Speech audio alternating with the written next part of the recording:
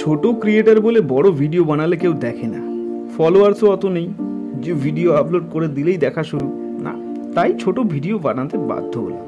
Content আছে ভাই, অগাধ কন্টেন্ট, ভরে ভরে কন্টেন্ট আছে।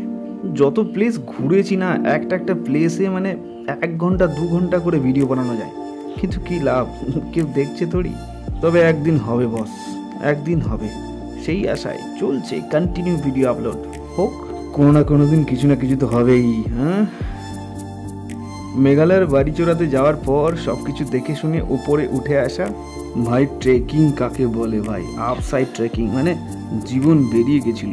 প্রায় 2 কিলোমিটার রাস্তা ওপরের দিকে ওঠা, উফ, সে মানে অসহ্য কষ্ট ভাই। মাঝখানে লাঞ্চ, সেই কুকুরের মতো খিদে নিয়ে স্পটে যাওয়ার সময় লোকাল এরিয়াতে একটা বাড়িতে অর্ডার দিয়ে গেছিলাম যে আমরা কি খাবো। রীতিমতো তারা রেডি করে রেখেছিল মাংস আর বিভিন্ন রকমের সবজির সাথে ভাত।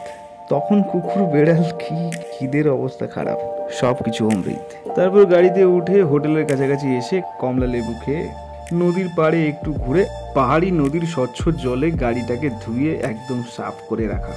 আগামীকাল আবার বেরোতে হবে, আবার ফিরে চলা হোটেলে বানানো ডিনার। মানে এখানে কি যে খাবার দেয়, অখাদ্য কুখাদ্য, তাও আবার খেয়ে দেয়, মানে কি যে বলবো, আর ভালো লাগে না তার।